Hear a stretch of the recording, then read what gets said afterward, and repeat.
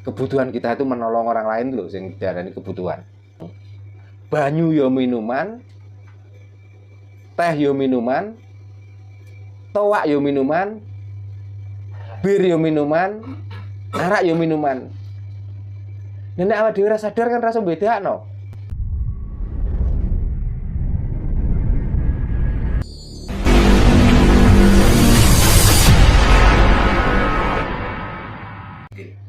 Di tema awal tadi kan Pak Doro menjelaskan tentang Tuhan gitu. Yeah. Bahwa untuk mencapai ketuhanan kita harus dengan kesadaran tinggi. Yeah. Agar teman-teman yang di luar sana itu tahu maksud dari kesadaran tinggi itu seperti apa, terus agar kita itu bisa mencapai kesadaran tinggi itu apa yang harus kita lakukan, Pak Doro? Untuk mencapai kesadaran yang sangat tinggi tentang ketuhanan itu mudah. Yeah. Lek dijiwit krasa lara ya aja jiwit wong liya. Itu artinya sudah kesadaran yang sangat tinggi dan artinya luas sekali. Terus untuk mencapai kesadaran yang sangat tinggi, karena kita itu yang namanya kita itu ternyata bukan yang berdiri ini. Ya, ternyata yang dinamakan kita itu melalui organ-organ yang ada pada diri kita. Nah, yang paling penting kita perhatikan adalah tentang isi perut. Jadi kita jangan memaksakan perut, di saat lapar dipaksa terus. Gak dikai makan. Karena katanya itu perintah Tuhan. Nah, justru kalau itu dipaksa ya Tuhannya akan pergi. Wetenge kena emah. Ya akhirnya berobat. Ya, akhirnya kita berbaring lemah, akhirnya kita tidak berdaya apa-apa. Di saat kita dahaga, minumlah. Tapi sesuai dengan takaran. Itulah yang saya maksud, supaya kita mencapai kesadaran yang tinggi.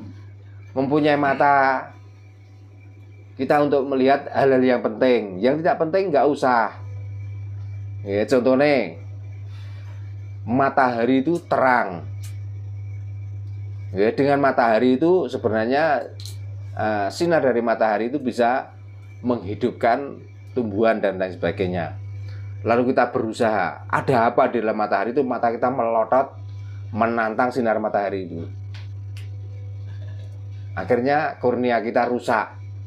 Apa ngono ku diarani wong sadar? Kan tidak toh.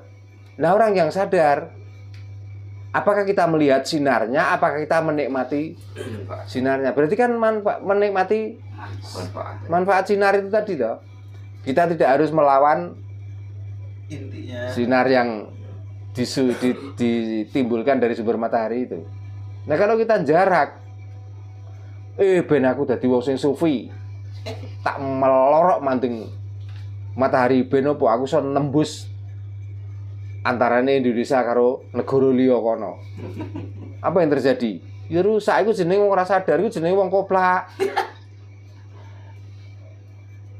Nah, itulah caranya. Makanya kita kalau sadar itu sebenarnya sudah tidak harus menyakiti orang lain kok. Kita percaya pada Tuhan kok. Dalam arti kita percaya pada Tuhan itu kebutuhan. Nah, kebutuhan kita itu bukan memukul orang lain kok ternyata. Kebutuhan kita itu menolong orang lain loh yang diarani kebutuhan. Kita punya mulut, ini juga fungsinya untuk bicara, untuk memasukkan makanan, dan untuk lidah kita untuk merasakan, itu namanya sadar. Gitu. Dan nantang, banyu yo minuman, teh yo minuman, toak yo minuman, bir yo minuman, arak yo minuman.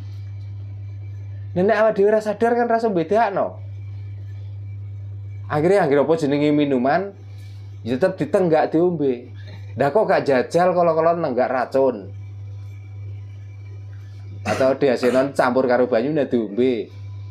Kode-kode minuman. Nah, itulah letak kesadaran yang sangat tinggi. Kita tuh sadar dengan organ tubuh kita. Mampukah dikala kita tuh minum ini? Mampukah dikala kita tuh makan seperti ini?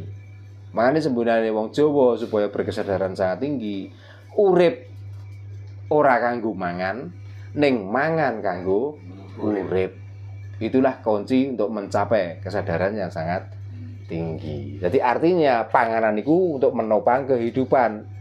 Bukan hidup ini untuk menghabiskan makanan. Makanya kalau sudah berniat untuk sadar, ya sadar-sadarnya. Mergo panggonan iku sing paling nikmat. Panggonan sing paling indah iku ngalam donya. Tapi kok jenengan membayangkan selain dunia itu ada alam yang lebih indah. Coba jenengan mati. Nek cuman diiming-imingi keindahan itu setelah mati. Wong buktine wong sing ngomong tentang keindahan besok setelah mati, waktu mati ya bingung.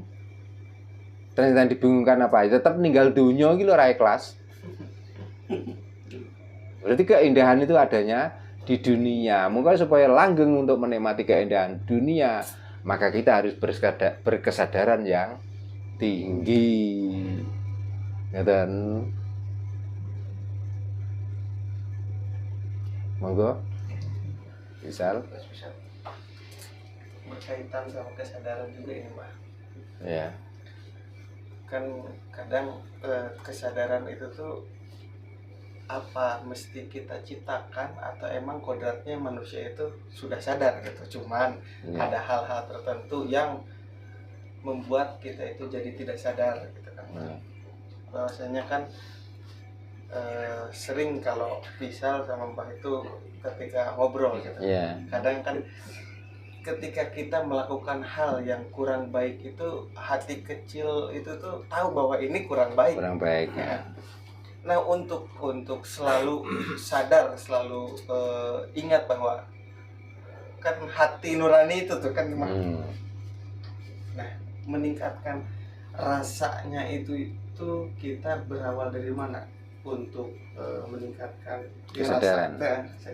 Tadi pertanyaannya kesadaran itu apakah manusia itu juga sebenarnya sudah sadar? Apakah kesadaran itu bisa ada yang menghilangkan? Ya, apa bisa kita buat untuk supaya sadar? Dua-duanya itu berkaitan. Contohnya dikala kita itu berjalan lalu kesandung. Ya. Apakah itu kira-kira direncanakan untuk kesandung? Kan tidak. Tapi kalau sadar bahwa kesandung itu sakit, maka kita jangan mengulangi kesandung yang kedua kali. Berhati-hati itu juga letaknya kesadaran. Gitu loh. Tadi bisa ngomong tentang sebenarnya kita melakukan hal yang tidak baik. Ya. Walaupun orang lain tidak mengetahui, tapi kita tiba-tiba paham bahwa itu sebenarnya tidak baik. Itu pun juga kesadaran. Tapi kan munculnya kesadaran setelah kita melakukan hal yang tidak baik itu. Gitu. Kalau kita tuh melakukan hal yang baik, kok tiba-tiba kita tuh merasa aku sadar makanya melakukan kebaikan. Apakah seperti itu orang? Nah, kan enggak toh? Makanya kesadaran itu bisa terjadi sewaktu-waktu, bisa kesadaran itu diarahkan untuk supaya kita tuh sadar. Makanya metode-metode untuk mencapai kesadaran itu sebenarnya banyak sekali. Berhening juga. Iya. Makan. Kalau kita membayangkan namanya dan rasanya, sebelum kita makan itu sebenarnya air liur kita sudah keluar. Tapi begitu makan ada duri yang tersangkut pada leher kita, kita juga sadar akhirnya. Tapi setelah nyangkut ini loh, kenapa kok nggak tadi sebelum duri itu nyangkut kok kita nggak hati-hati? Kok sadar-sadar setelah duri ini nyangkut di leher. Maka untuk makan yang berikutnya kita lebih hati-hati supaya tidak ada duri yang nyangkut di leher. Berarti kalau gitu kesadaran itu adalah terjadi setelah adanya kejadian. Dan kita berpikir dan akhirnya kita lebih berhati-hati. Itulah kita itu mencapai kesadaran yang sangat tinggi. Jadi hal apapun. Jadi kesadaran yang tinggi itu yaitulah puncak dari orang berketuhanan.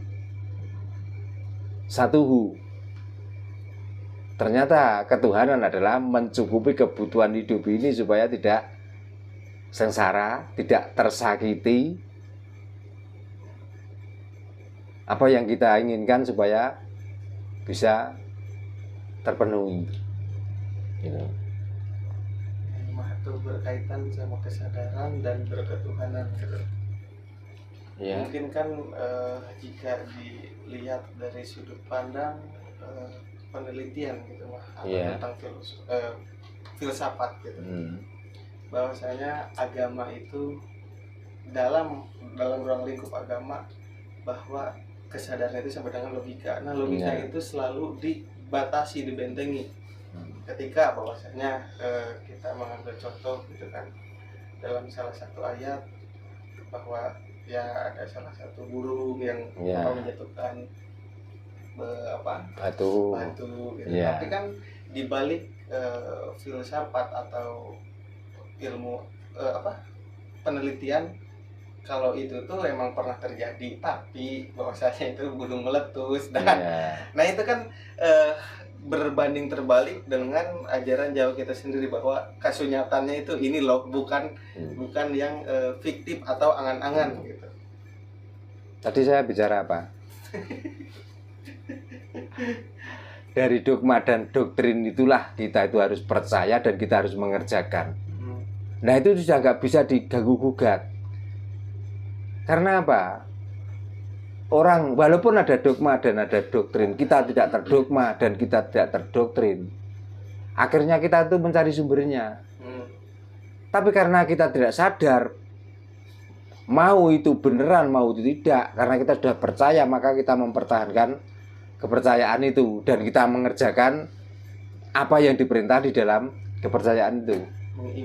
Mengimani. Nah itu, kalau sudah seperti itu berarti ya kamu termasuk orang yang tidak sadar. Padahal sebenarnya ada cerita seperti ini sumbernya apa toh? Gitu. Apakah ini beneran? Apakah ini perumpamaan? Gitu loh. Ya contohnya seperti minggu-minggu kemarin pas menceritakan dongeng tentang itu gitu kan, Mas. Nah memang itu semuanya dongeng kok.